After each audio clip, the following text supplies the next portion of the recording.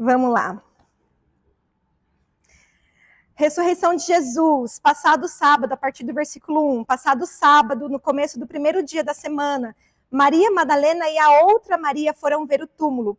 E eis que houve um grande terremoto, porque um anjo do Senhor desceu do céu e, aproximando-se, removeu a pedra e sentou sobre ela. O aspecto dele era como um relâmpago, e a sua roupa era branca como a neve. E os guardas, com medo do anjo, tremeram e ficaram como se estivessem mortos. Mas o anjo dirigiu-se às mulheres e disse: não tenham medo.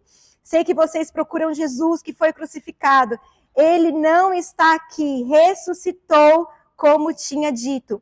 Venham ver onde ele jazia. Agora vão depressa e digam aos seus discípulos que ele ressuscitou dos mortos e vai adiante de vocês para Galileia. Lá vocês o verão. É como acabei de dizer a vocês. E retirando-se elas apressadamente do sepulcro, tomadas de medo e de grande alegria, correram para anunciar isso aos discípulos. E eis que Jesus veio ao encontro delas e disse: salve! E elas, aproximando-se, abraçaram os pés dele e o adoraram. Então Jesus disse: não tenham medo, vão dizer aos meus irmãos que se dirijam a Galileia, e lá eles me verão. Abre também lá em Marcos 15, por favor. Eu vou ler a partir do 21. Não, a partir do 16. Então os soldados levaram Jesus para dentro do palácio, que é o pretório, e reuniram toda a tropa. Vestiram Jesus com um manto púrpura e, tecendo uma coroa de espinhos, a puseram na cabeça dele. E o saudavam, dizendo: salve, rei dos judeus! Batiam na cabeça deles com um caniço, cuspiam nele e, pondo-se de joelhos, o adoravam. Depois de terem zombado dele, tiraram-lhe o manto púrpura e o vestiram com as suas próprias roupas. Então conduziram Jesus para fora a fim de o crucificarem. E obrigaram Simão Cirineu, que passava vindo do campo, pai de Alexandre de Rufo, a carregar a cruz de Jesus. E levaram Jesus para o Gólgota, que quer dizer lugar da caveira. Quiseram dar-lhe para beber vinho misturado com mirra, mas Jesus não aceitou. Então o crucificaram e repartiram entre si as roupas dele, tirando a sorte para ver o que cada um levaria. Era 9 da manhã quando o crucificaram, e a inscrição com a sua acusação dizia assim: o rei dos judeus. Com ele crucificaram 2 ladrões, e à sua direita, outro à sua esquerda, e cumpriu-se a escritura que diz: os malfeitores foi contado. Os que iam passando blasfemavam contra ele, balançando a cabeça e dizendo: você que destrói o santuário e em 3 dias o reedifica, salve a si mesmo, descendo da cruz. E de igual modo, os principais sacerdotes, com os escribas zombando, diziam entre si: salvou os outros e a si mesmo não pode salvar. Que o Cristo, rei de Israel, desça agora da cruz, para ver e vejamos e creiamos. Também os que com ele foram crucificados o insultavam. Eu quero ler a morte de Jesus também, eu estou terminando. 33. Chegando o meio-dia, houve trevas sobre a terra e até 3 horas da tarde. E às 3 horas, Jesus clamou em alta voz: Eloi, Eloi, lama sabachthani. Isso quer dizer: Deus meu, por que me desamparaste?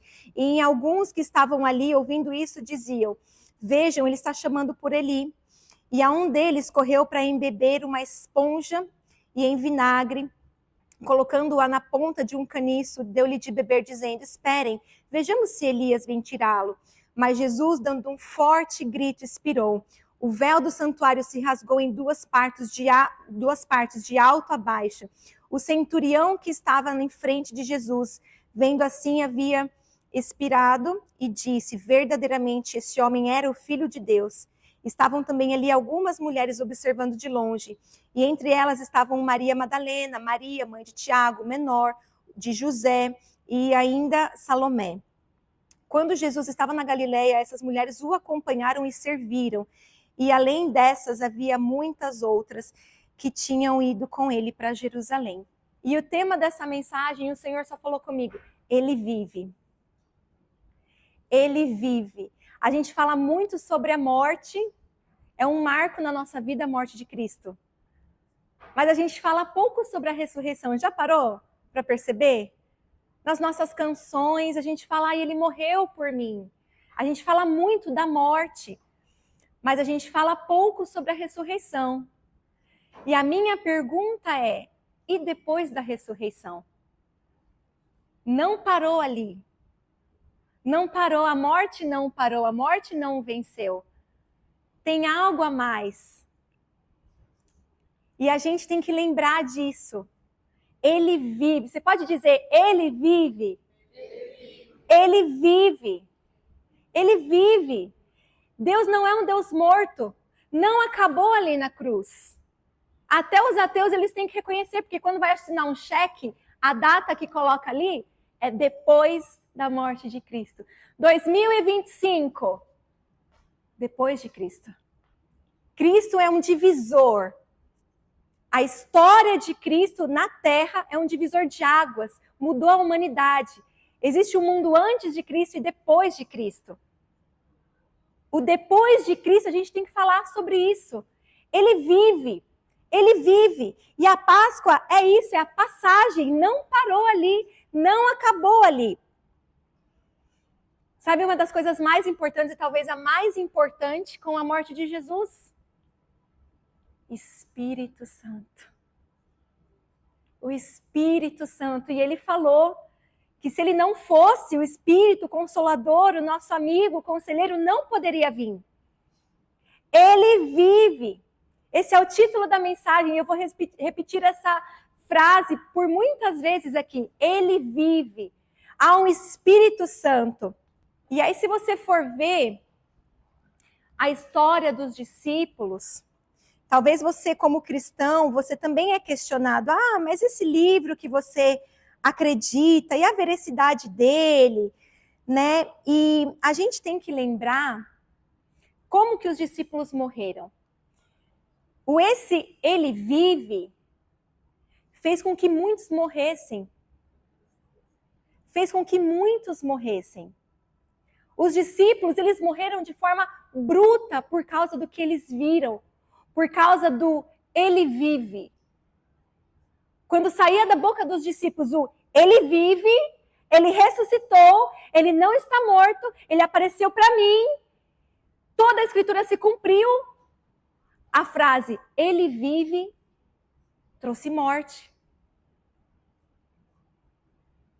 E aí uma das coisas que a gente argumenta, e os teólogos argumentam, é que ninguém morre por uma mentira. Ninguém morre por uma mentira. Se fosse mentira, porque houve uma segunda versão espalhada, né? Que foi o quê? A versão dos soldados. O que foi falado para os soldados? Quando os soldados falaram, olha, o corpo não está aqui. Os soldados viram aquele anjo em forma de relâmpago. Os soldados ficaram em estado de quase morte. Eles viram que ele vive. E aí tentaram calar os soldados e falaram o quê? Olha, fala que foram os discípulos que vieram aqui, pegaram o corpo, enquanto vocês dormiam, vocês não sabem de nada. E a palavra fala que essa foi uma versão espalhada. E como a gente sabe a veracidade do fato? Uma das várias evidências é, ninguém morre por uma mentira. Ninguém morre por uma mentira. Teve decapitação, teve gente jogado num tacho de óleo quente, teve gente serrada ao meio, teve gente crucificada de ponta cabeça, porque não se achava digno de morrer igual a Jesus. Ninguém morre por uma mentira. E eles decidiram viver o pós-crucificação. E essa é a minha palavra para você hoje. Como você vive pós-crucificação? A Páscoa para você é um fato histórico, é uma história? Ou reflete a sua forma de viver hoje? Porque ele morreu por mim, hoje eu vivo por ele. Porque ele morreu por nós devemos hoje viver por ele. E às vezes essa é uma reflexão para nós, porque Páscoa, ok, Páscoa, o que é Páscoa? Páscoa é a razão do meu viver. Páscoa é todo o sofrimento aqui relatado, vencido, porque ele venceu. E ele tinha que se entregar, porque a morte não poderia tocá-lo. Ele tinha que se doar, porque o poder dele é sobre a morte. Então a morte não poderia detê-lo, como não o deteve. Ele precisou se entregar, e se entregar por amor. E foi tão forte essa experiência daqueles que vivenciaram isso. Jesus, ele andou sobre a terra depois por mais 40 dias, mais 500 pessoas o viram. Foi um testemunho espalhado por toda a terra. E até hoje nós falamos dessa morte e ressurreição. No final desse do capítulo, acho que em Marcos a gente acha, de todos os evangelhos, olha só, Marcos 16, 19, o último versículo. De fato, o Senhor Jesus, depois de lhe ter falado, foi recebido no céu e sentou-se à direita de Deus. E eles, os discípulos, foram e pregaram por toda parte, cooperando com eles o Senhor e confirmando a palavra por meio de sinais que o seguiam. É bem famosa, né? Aquela passagem que fala: ide por todo mundo e pregai o evangelho. Sinais, prodígios e maravilhas o seguirão. Mas é ir e pregar o quê? Que ele vive. Ele vive. Eu nunca entendi aquela frase, religião não praticante. Não existe, não tem como. Não existe você ter essa convicção dos fatos. A convicção de que você foi salvo. E não praticar, isso não existe. Isso não existe. E talvez tenha alguns de nós que acham muito legal a história, que simpatiza, empatiza, mas guarda no bolso. E a gente vive uma vida comum, normal, ordinária. O cristão não vive uma vida ordinária. Ele tem que viver uma vida extraordinária. Porque o cristão de verdade, ele é equiparado com uma luz que não pode estar escondida. Ela tem que estar no veleiro, ela tem que estar num lugar de destaque. Se você é cristão e ninguém sabe que você é cristão, você não está no seu lugar de destaque. Sal. Luz do mundo e sal da terra. Já comeu uma comida sem sal, gente? E a palavra fala, se o sal perde o sabor, para que serve o sal? O sal não serve para mais nada senão dar sabor. A luz não serve para mais nada senão iluminar onde há trevas. A gente precisa viver esse pós-morte. Nós precisamos viver o pós-morte. E a gente precisa ter essa mesma chama, essa mesma convicção dos discípulos primitivos de viver uma vida inteira para o Senhor.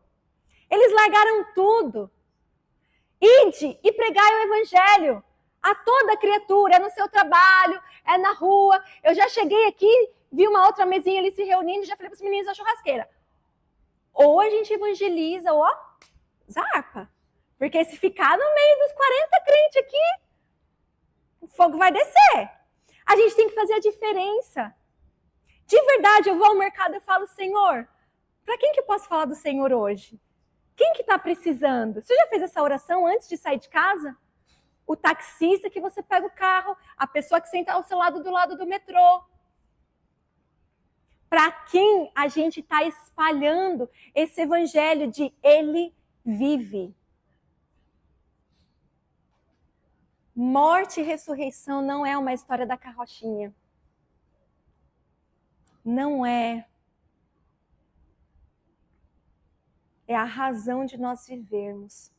E se você está vivendo sem essa chama no seu coração, em nome de Jesus nós vamos orar. Nós precisamos dessa chama. Não existe um cristão ordinário. Não existe, não tem como. A gente carrega a salvação do mundo dentro de nós. Não tem como. Não tem como. Não tem como. Aonde você for. E aí, os sinais, prodígios e maravilhas vão te seguir. A gente quer viver só só a parte fofinha do evangelho, né? Eu sou poderosa, sou cheia do Espírito Santo, sou cheia de dons e talentos, eu fui feita rei e sacerdote sobre essa terra. Para quê? Para quê? Quem você tem carregado junto com você? Eu falo aqui na igreja, né? Para quem fala, gente, aqui não é uma igreja de pessoas que não servem. Eu não entendo uma igreja que não tem oportunidade para pessoas servirem. Você tem que servir. Você tem que servir. Porque o serviço traz o reino dos céus para a terra. Talvez você não seja um evangelista que vai falar, oi, tudo bem? Já conhece Jesus? Talvez você não vai ser essa pessoa. Mas aí você vai trazer essa pessoa para uma outra pessoa que vai falar, oi, tudo bem? Você conhece Jesus? Talvez você vai trazer a pessoa para o churrasco, não vai nem falar nada. Talvez alguns aqui tá de gaiato. Poxa, falaram que era um churrasco. Isso é trazer o reino. Sabe, meus irmãos, a gente mora num país muçulmano. Não tem um aqui que não seja missionário. Não tem. Nós fomos chamados para fora. Você tem que fazer a diferença no seu meio. Eu sou uma pastora que ainda trabalho full time no secular. E eu trabalho no meio bem islâmico, bem árabe. Eles não sabem nem que eu sou crente, muito menos pastora. Aí eles chegam para mim e falam assim, tem alguma coisa diferente em você, o que é? Falei, depois eu te conto, não estou podendo te falar não. Estou no probation ainda. Aí passa mais um tempo, mas você é sempre assim? Falei, você vai descobrindo. Até que um dia desses, me perguntaram, o que você faz no final de semana? Eu vou para a igreja. Igreja? Aí passou mais um tempo, a mesma pessoa. Você não vai para nightclub? E olha, se tiver uns panfletinhos de evangelismo, mas eu tenho que estar orada, consagrada antes. É assim que crente vai para balada no Brasil. Eu não sei vocês. Eu só ia para balada com os meus pastores lá na igreja orando, enviando, me cobrindo. E aí a gente ia resgatar o povo. É para isso que crente vai para balada. Passou mais um tempo. Ela olhou assim. Falei que eu ia para a igreja, né? Eu quero ir nessa igreja. Eu ignorei. Falei, tá bom, ok. Passou mais uma semana. Você não vai me levar para a igreja? Eu não sei se você vem em paz. Fica aí. Eu sou a igreja aqui. Juntar mais um já é a igreja. Terceira vez. Você não vai me levar para a igreja? Uma senhora, 40 e poucos anos, casada, com filhos.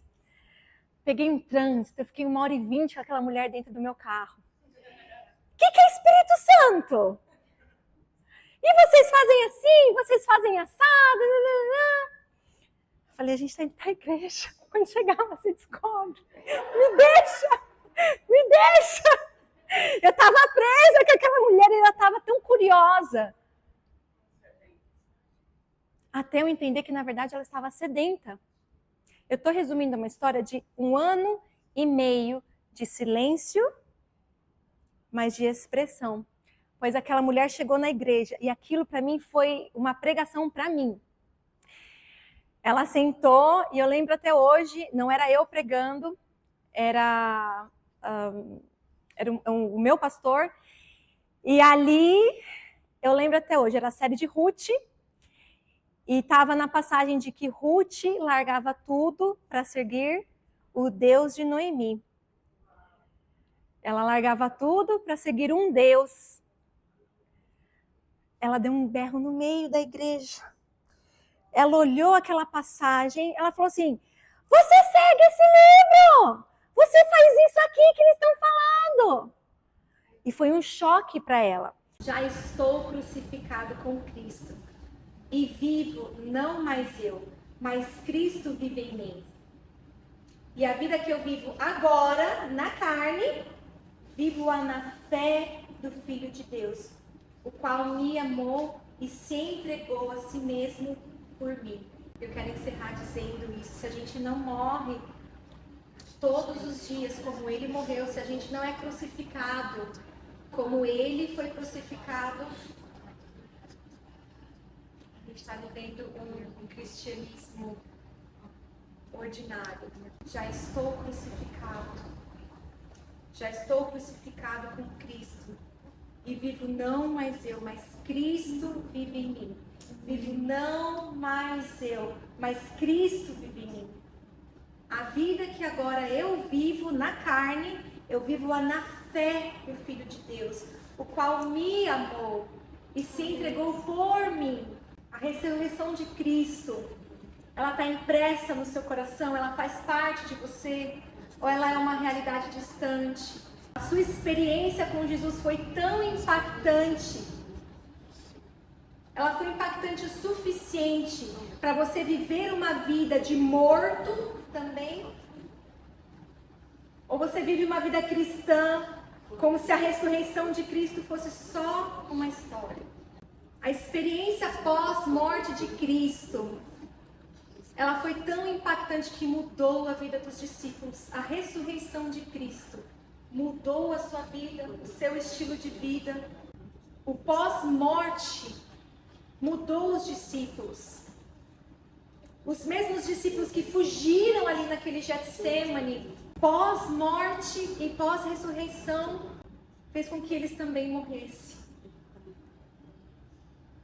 O único que ficou vivo, que foi João, ele morreu para si. Quem não teve morte física, teve a morte ali da sua alma, da sua carne.